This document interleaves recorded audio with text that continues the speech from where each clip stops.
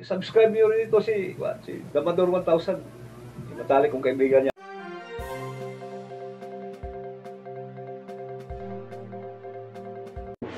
Hello mga Damadorians, heto na naman ang channel ni Damador 1000 para muling makipagkwentuhan sa inyo tungkol sa Dama.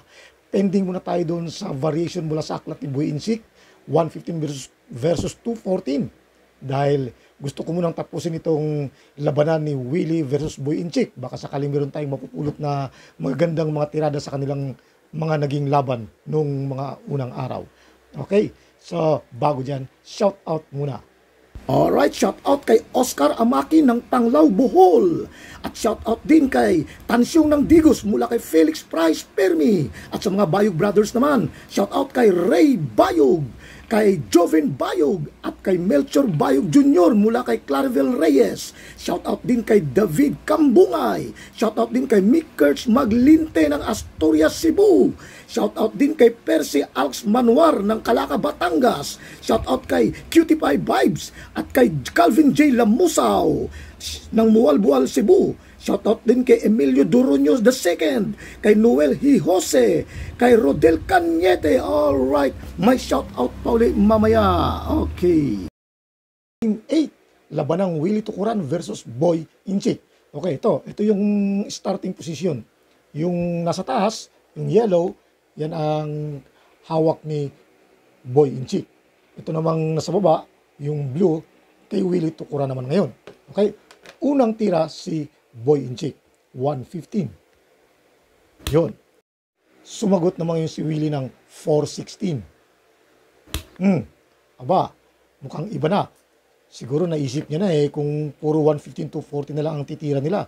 Baka puro tabla na lang abutin. Hindi siya makakabawi kasi naunahan na siya ng isa sa game 2. Kaya, yan ang yun ang tinira niya para magkaroon na ng ibang variation. So, dyan makikita natin na may ibang opening din palang alam si Willie, hindi lang 115 to 14. Okay, so sumagot naman ngayon si Boy Inchik ng 313.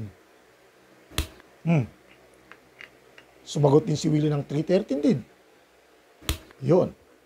Pinakain naman ngayon ni Boy Inchik ng 1514, real. Okay. Kumain ngayon si Willie ng 216. Kumain naman si Boy Inchik ng 414. Okay. Sinayang ni Willie ng 7-3. Pagkatapos saka naman ngayon pinakainan ni Boy Inchik ng 14-2. Kumain si Willie ng 6-14. Yun.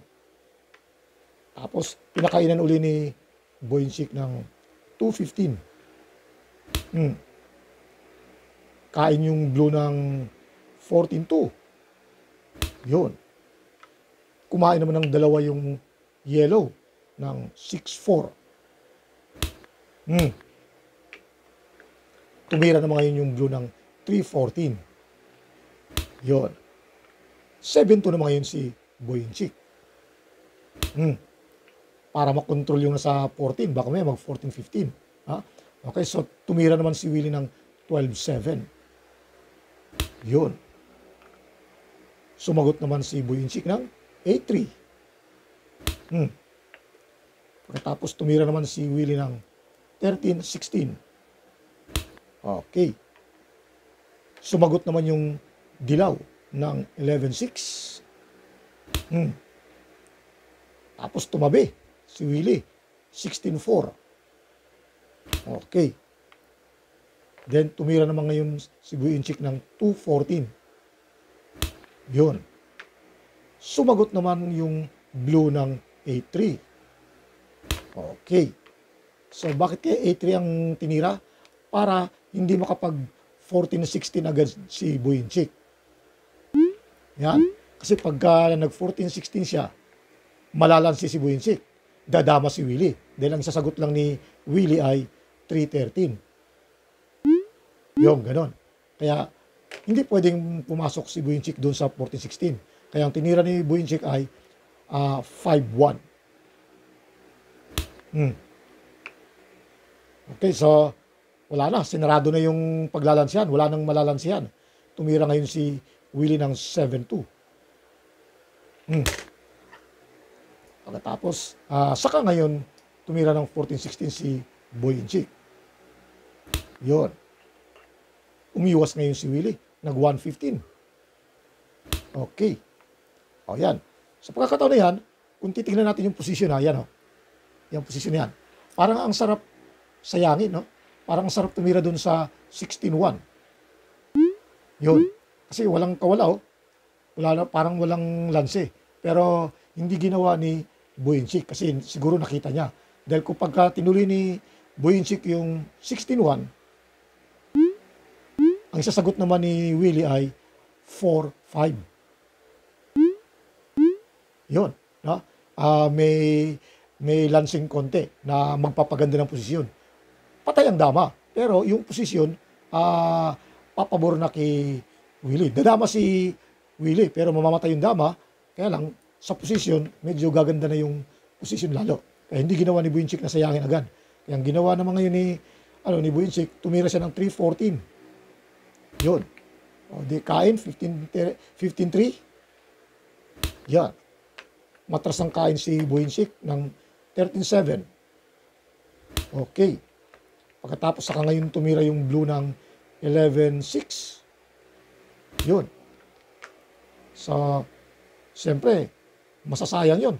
Kung titirahan niya ng 7-3, maiipit na si Boyinchik. No? Ang ginawa niya, pinakain niya yung 16-1. Okay, sa formada na yan, hindi pwedeng kumain si Willie ng 1-15. Yan. Kasi, malalansi siya. Dadama si Boyinchik. Kaya ang pinangkain niya ay 6-16. Yun. O di kumain naman ngayon ng atras si Boyinchik, 4-14. Tumira ngayon yung blue ng 5-1. Alright. Nag-7-3 naman ngayon yung dilaw.